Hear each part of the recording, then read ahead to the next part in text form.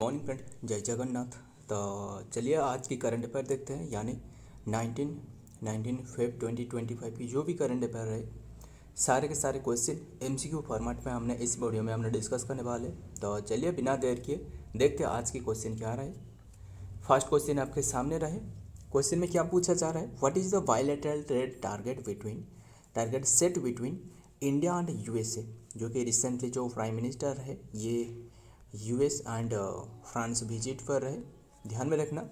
And इसी के बीच में जो कि ये एक जो कि बायलैटरल ट्रेड टारगेट ये सेट करवाया गया है इंडिया एंड यूएस के बीच में 2030 तक, ध्यान में रखना 2030 तक ये टारगेट फिक्स करी गई है। यानी आंसर आपको बता दूँ, ये $500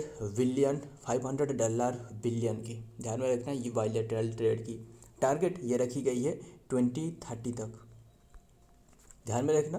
एंड इंडिया एंड यूएस के बीच में। एंड ये बिलियन क्या आप जानते हो, ये मिलियन का मतलब है, जो कि 1 से आपको 6 ज़ीरो ऐड करना होगा।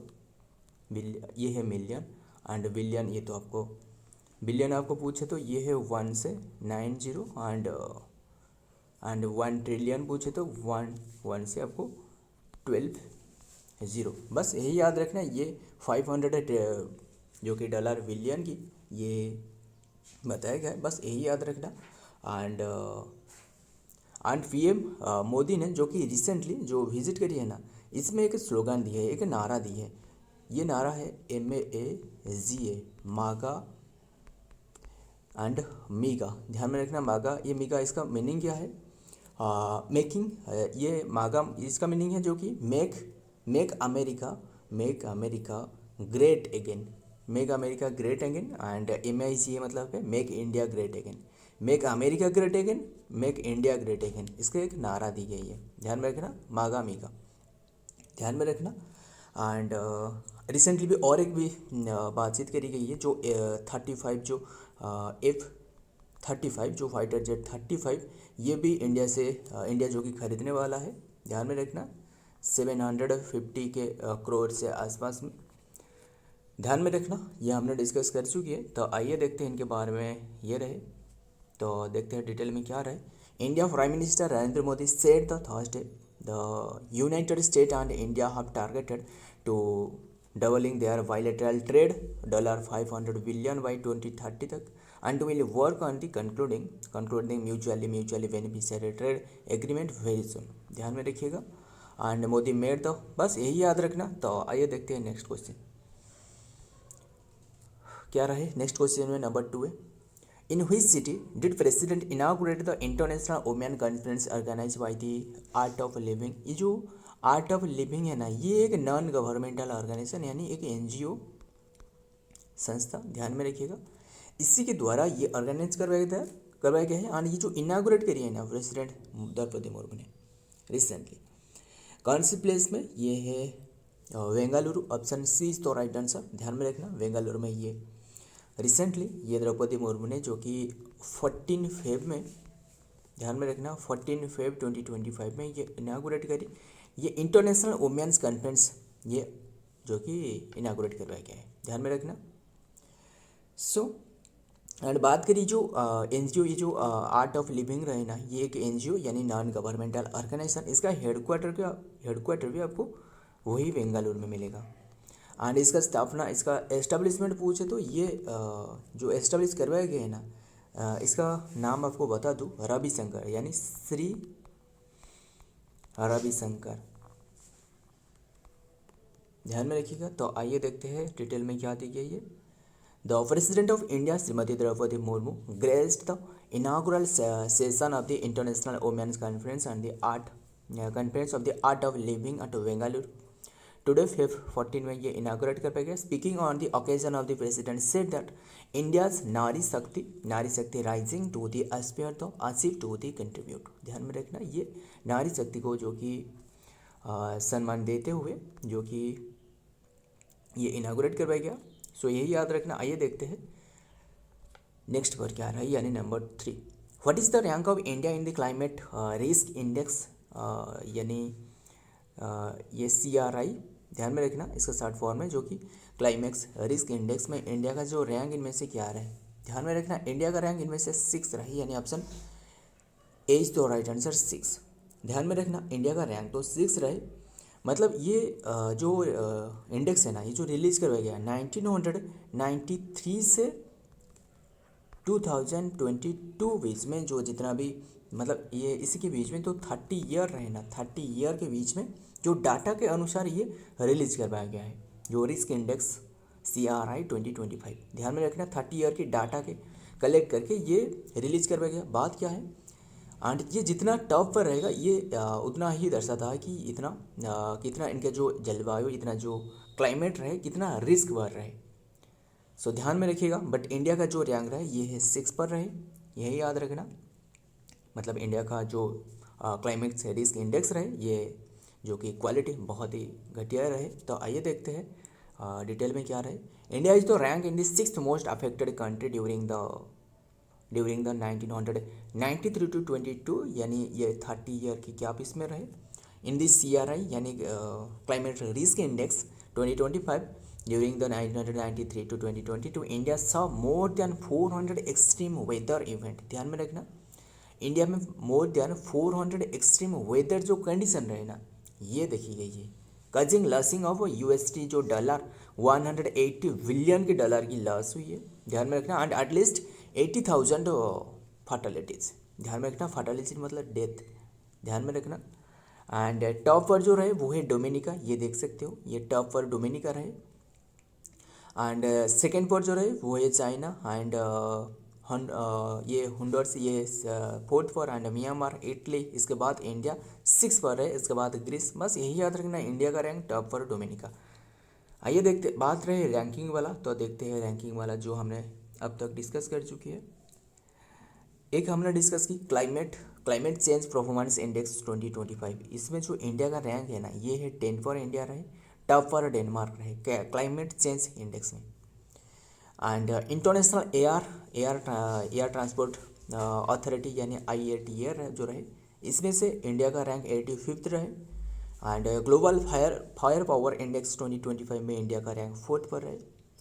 ये दर्शाती है जो मिलिट्री जो रहे कितना की रहे। एंड कॉरपोरेशन परफॉर्मेंस परसेप्शन, ध्यान में करप्शन परसेप्शन इंडेक्स, इसमें इंडिया का रैंक 96 पर रहे। मतलब ये कितना करप्शन रहे ये दर्शाता है।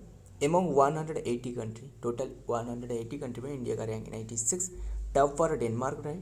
क्लाइमेट रिस्क इंडेक्स अभी हमने डिस्कस की, 6 पर रहे, टॉप पर डोमिनिका, सेकेंड पर चाइना। ध्यान में रखिएगा ये सारे के सारे अब तक हमने डिस्कस कर चुके हैं सभी। तो आइए देखते हैं next number 4, which country top the medal tally in the Asian winter games 2025। ध्यान में रखना, एशियन विंटर गेम्स 2025 ये हो रहा था जो कि चाइना में। ध्यान में रखना, एंड ये बता दो आपको, ये था 9th एडिशन। ध्यान में रखना, ये 9th एडिशन था।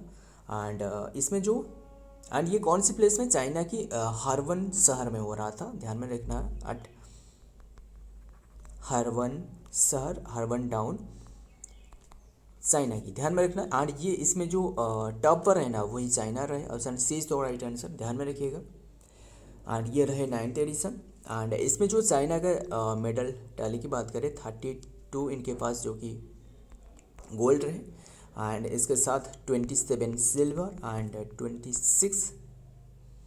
26 जो कि ब्रोंज रहे।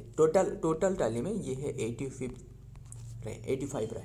ध्यान में रखना, एंड ये तो हो रहा था चाइना में। एंड इसका एक मस्कट रखी गई थी, जो मस्कट है ना, मस्कट है बिन एंड नीनी। ये बिन नीनी क्या है, ये एक टाइगर को दर्शाता है। टाइगर एक जो कि रिप्रेजेंट करती है जो कि एक टाइगर को। ध्यान में रखिएगा। सो एंड ये तो इंडिया जो कि चाइना तो टॉप पर है। एंड इसके बाद सेकेंड पर आपको पूछे तो सेकेंड पर ये साउथ कोरिया रहे।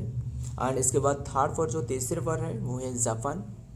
बट इंडिया का रैंक आपको बता दूँ, इंडिया के रैंक जो रहे ना, इंडिया का रैंक 0 रहे, यानी इंडिया के कोई भी मेडल है ही नहीं इंडिया के पास।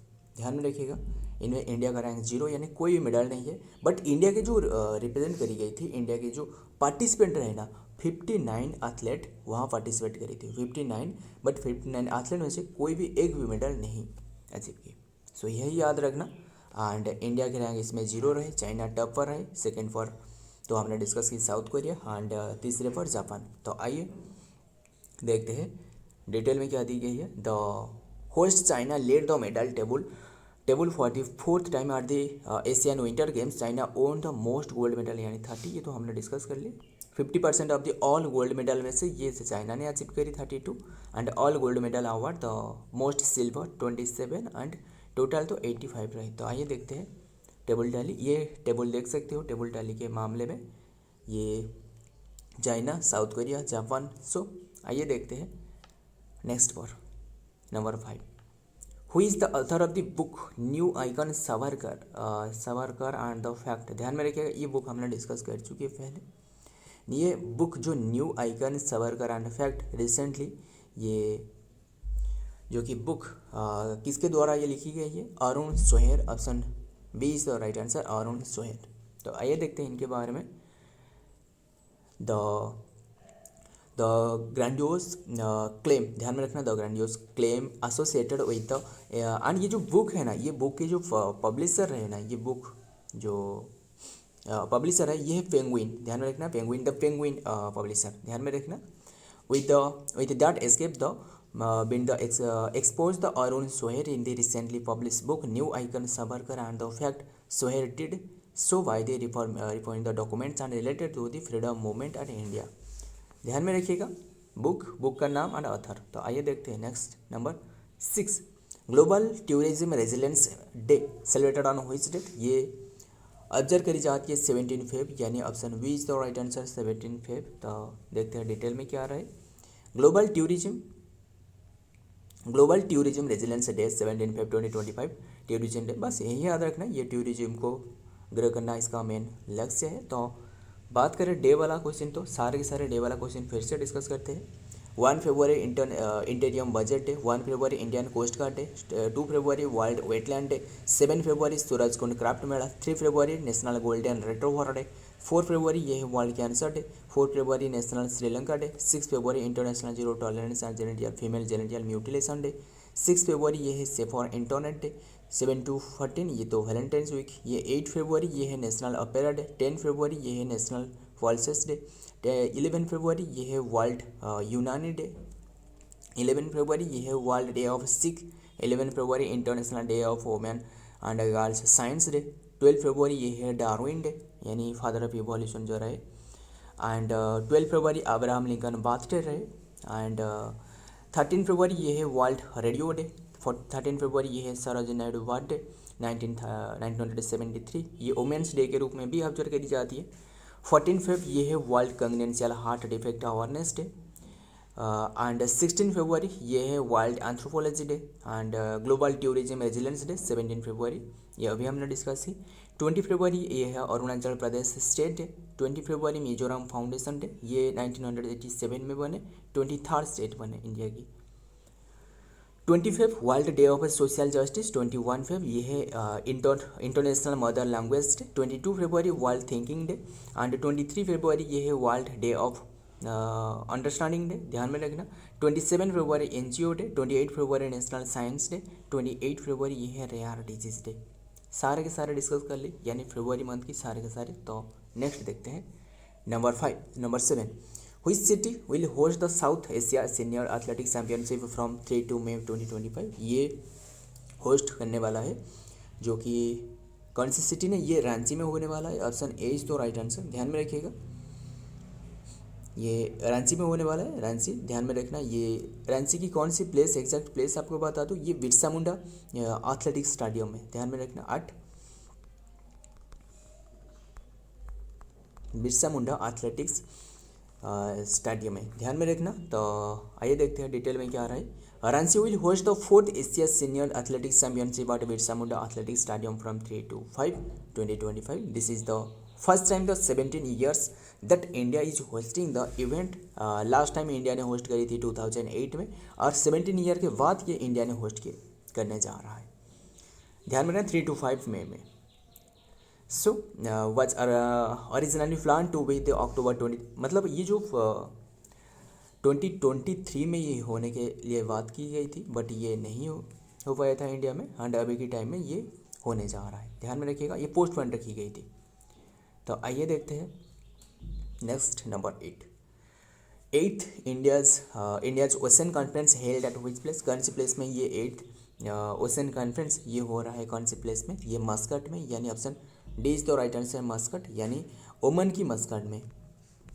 ध्यान में रखना, ये डेट आपको पूछे तो कौन से डेट में ये हो रहा है, 16 फेब टू 17 फेब तक ये हो रहा है। ध्यान में रखिएगा, ओमन की मस्कट में। एंड ये जो इनागुरेट करी गई है ना, इनागुरेटेड बाय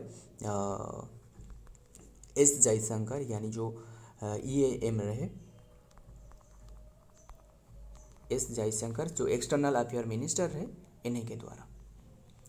तो आइए देखते हैं इनके बारे में डिटेल में क्या दी गई है। Indian external affair minister S Jaishankar represented the India's 8th Indian ocean conference IOSC held in Muscat, Oman, with the theme क्या रहे, voyage to new horizons of the maritime partnership. ध्यान में रखिएगा। And IOC is an annual summit to bring the together the leadership policy maker, ये इसका काम क्या रहा है। And the export from the Indian ocean region, यानी IOR जो रहे, the discussion of the Jio political, economic and security challenges. ध्यान में रखिएगा। एंड ये जो कि external affair minister S Jaishankar के द्वारा ये रिप्रेजेंट करी गई है। तो आइए देखते हैं। एंड बात करें ओमन की, तो देखते हैं ओमन के बारे में सारे के सारे। ये मैप में ये रहे ओमन, इसके साइड में येमेन रहे, एंड ये रहे ओमन। ध्यान में रखना। एंड ये जो कि अरेबियन सी के पास रहे। ओमन की कैपिटल पूछे तो ये है मस्कट। प्रेसिडेंट है हम सुल्तान हथम बिन तारिक, ध्यान में रखिएगा, हथम बिन तारिक। एंड करेंसी आपको पूछे तो ये है ओमानियन रियाल। ध्यान में रखना। लैंग्वेज पूछे तो अराबिक, ध्यान में रखिएगा। आइए देखते हैं। एंड मतलब ये जो लैंग्वेज है ना, बात तो यही है कि इनके एक कोई भी ऐसे ऑफिशियल लैंग्वेज है ही नहीं, बट अराबिक इसका मानी जाती है, इसी में जो लैंग्वेज ज़्यादातर जो रहे ये है अराबिक। तो आइए देखते हैं next number 9। BJP government plan to change the Delhi mohalla clinic to hitch new name में चेंज करने वाला है। मतलब ये कार्य जो रहे ये सेम टू सेम रहने वाला है, बट इसका जो नाम है ना, इसका नाम ये चेंज करी जाएगी। बीजेपी गवर्नमेंट ने ये प्लान करी है, क्योंकि उनकी जो आम आदमी पार्टी की जो सरकार रहे ये तो नहीं रहे अब। एंड ये जो उनके जो द्वारा जो मोहल्ला क्लिनिक रहे ये नाम चेंज करवाया जाएगा। और कौन से नाम से, ये है आयुष्मान, यानी यही आयुष्मान आरोग्य मंदिर। ऑप्शन सी इज तो राइट आंसर, आयुष्मान आरोग्य मंदिर। एंड मतलब ये सिर्फ नाम ही, नेम चेंज करवाया जाएगा। एंड ये जो कार्य जो रहे ये वैसे जैसे कि वैसे रहे। तो आइए देखते हैं डिटेल में। The BJP MLA from Delhi जो कि रोजोरी गडन रहे, एंड मनजिंदर सिंह सिसर, बस फ्राइडे सेड, बस यही याद रखना, ये नाम चेंज करवाया जाएगा जो इसके जो बनाया गया था, जो अंडर दी आम आदमी पार्टी के अंडर में। तो आइए देखते हैं नेक्स्ट पॉइंट नंबर 10।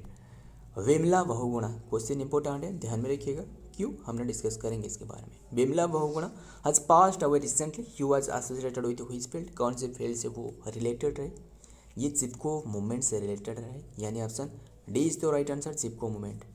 ध्यान में रखिएगा, हमने चिपको मूवमेंट, हमने जो जीके के टॉपिक में हमने इसके बारे में भी काफ़ी सारे बार में डिस्कस कर चुके हैं, चिपको मूवमेंट के बारे में, जो सुंदरलाल बहुगुणा के द्वारा करवाया गया था।